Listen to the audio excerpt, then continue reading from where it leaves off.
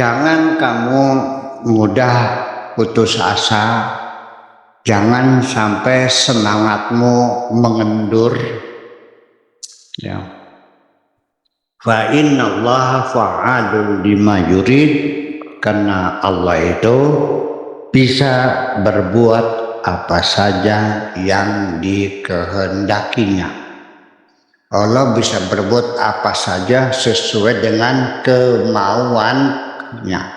Itulah dari fa'alun lima yurid itu dalam bahasa Jawane terjemahkan Gusti Allah niku sekarepe dewe. Terkejut orang tuh.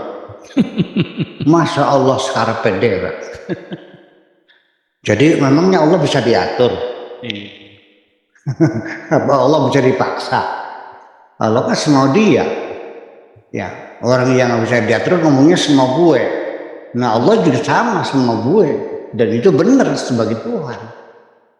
Ya, kalau diatur ya bukan Tuhan dong namanya. Itu.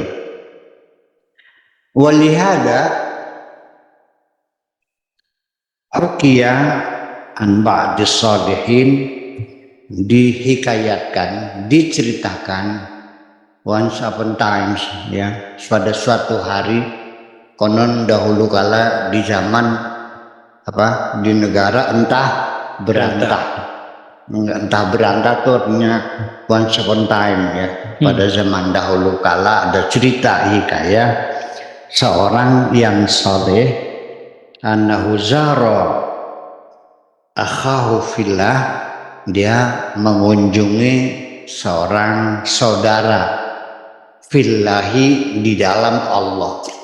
Saudara di dalam Allah itu artinya orang yang seagama, saudara seagama, setanah air, separtai, seorganisasi, seideologi, ya, seagama, sesuku, fillah. Jadi orang yang seagama itu disebutnya adalah saudara. Innamal mu'minuna ikhwah. Jadi siapapun kalau agamanya sama ya kita katakan, kita panggil ya akhi. Inna hadza akhi fillah. Ini saudara saya fillah, artinya sama-sama agamanya sama, yaitu agama Islam. Itu kita katakan fillah, akhi fillah. Ya, akhi fillah, saudaraku yang seagama.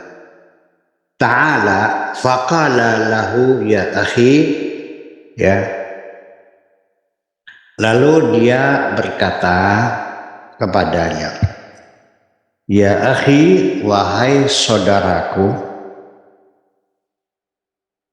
hatta nabkiya ala ilmillahi fina.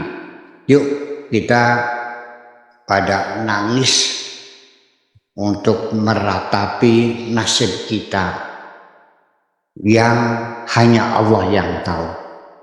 Yuk kita nangis meratapi nasib kita yang hanya Allah yang tahu. Ma ahsana ma qala hadha salih. Betapa indahnya, betapa hebatnya apa yang dikatakan oleh orang yang soleh ini. Faqad kana arifan billah azza wa jalla. Dia memang orang yang sudah kenal dengan Allah. Ya, mengatakan yuk kita meratap, ya, terhadap nasib masa depan kita sendiri, di mana kita tidak tahu. Yang tahu hanya Allah semuanya. Perlu diratapi nasib kita ini. Ya, kita tidak tahu.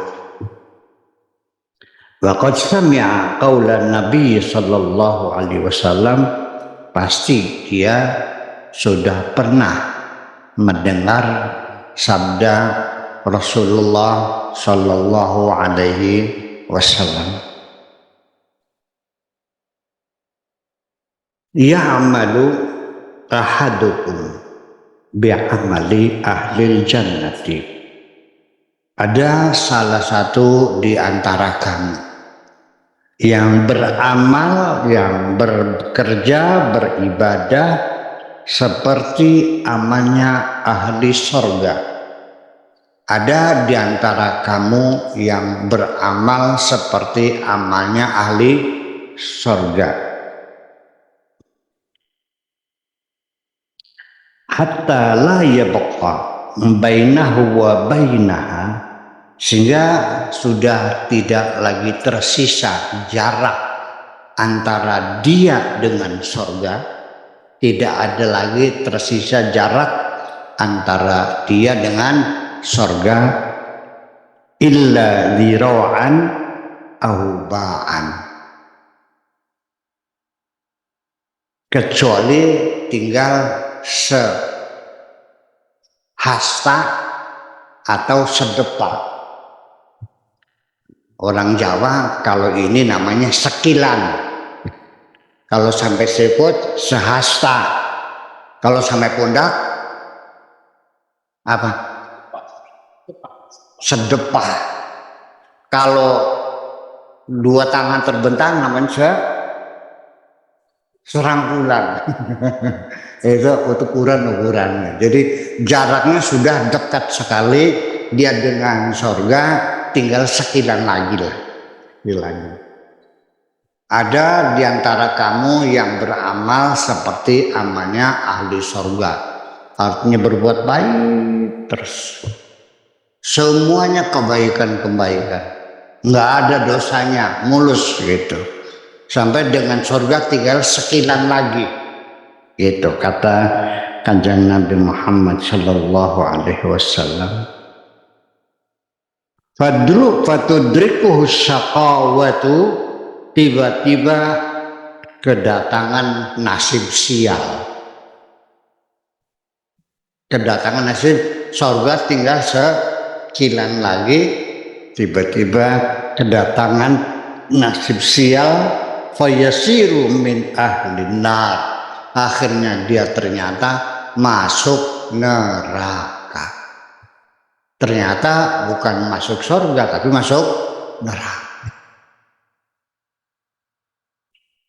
Cuk dia berisi jangan sini. Ih kemana? Ada apa itu? Ini yang kita menjadi sedih, kita tidak tahu. Wa ya'malu ahadukum, dan ada lagi salah seorang di antara kamu yang beramal bi'amali ahli nar, amalnya ahli neraka. Hatta la yabqa bainahu wa bainaha illa dhira'un aw ba'un, sehingga sampai jarak orang itu dengan neraka tinggal sejengkal lagi, udah tinggal masuknya saja. Ya.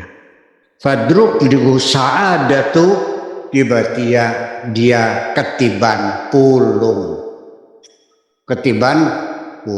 Kalau tadi ketiban nasib sial, dan ketiban pulung, tinggal sejengkal lagi masuk surga, nggak jadi masuk sejengkal lagi masuk neraka. Di dunianya hanya maksiat, akhirnya dengan neraka sudah tinggal sejengkal, tinggal masuknya saja, tiba-tiba dapat ketiban pulung.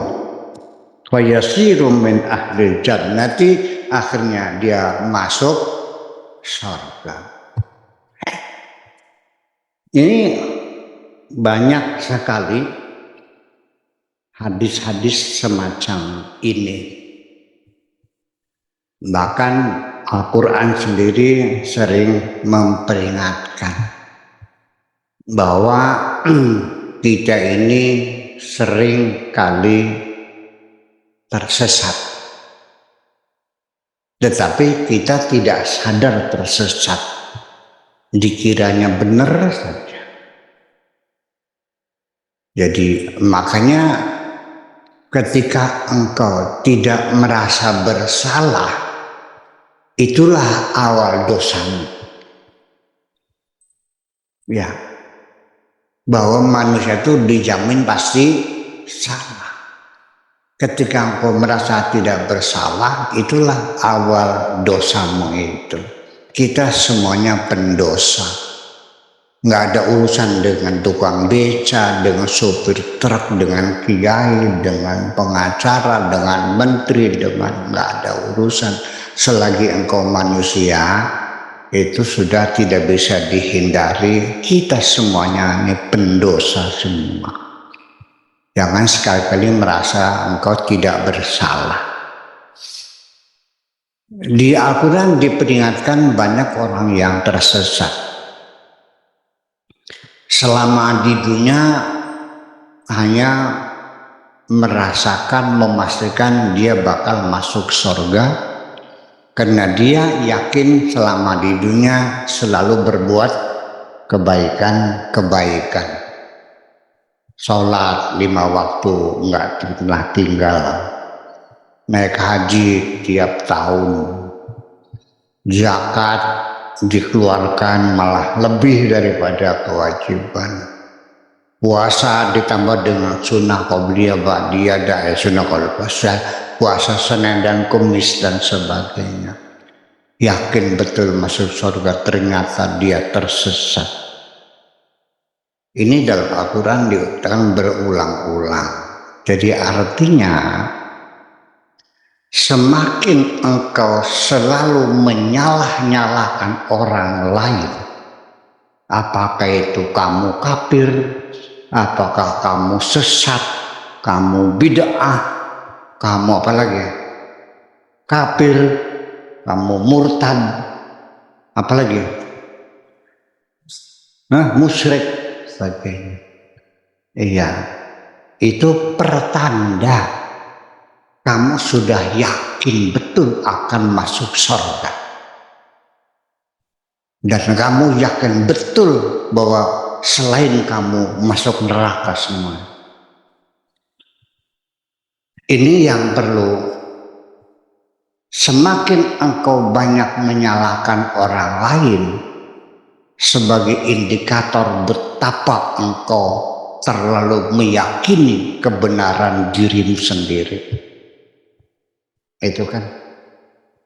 Ini dalam Al-Quran dikatakan qul hal nabiyukum bil akhsarina a'mala. Maukah engkau kuberitahukan tentang orang yang amalnya rugi? Mau nggak? Mau nggak? Tuhan bertanya kepadamu, maukah engkau kuberitahukan tentang orang yang amalnya rugi? Mau nggak? Mau nggak? Siapa mereka? Alladzina dhalla sa'yuhum fil hayatid dunya, yaitu orang yang selama hidup di dunianya langkahnya tersesat.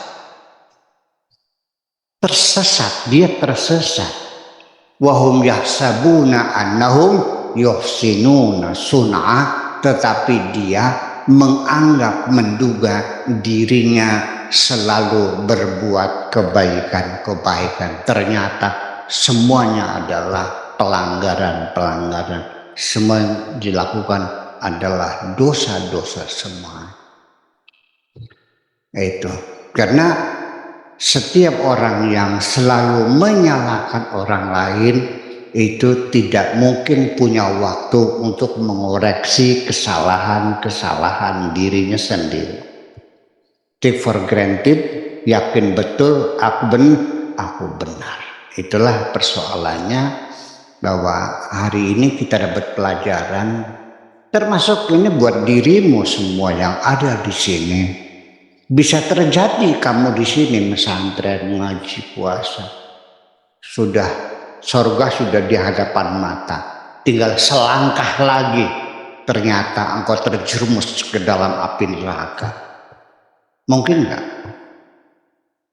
Dan yang sementara di dunia kau lihat orang itu pendosa, sebagai pelacur, atau setiap hari melacur, berjudi, mabok dan sebagainya, yang kau pastikan dia masuk surga, masuk neraka, ternyata dia mendapat anugerah Tuhan, malah dia yang masuk surga, kamu yang masuk neraka. Mungkin terjadi nggak? Iya. Dari mana datangnya? Karena engkau selalu memastikan orang lain masuk surga, masuk neraka. Itu artinya engkau memastikan dirimu sendiri masuk neraka. Ketika engkau memastikan orang lain sebagai pendosa, artinya engkau memastikan dirimu sendiri.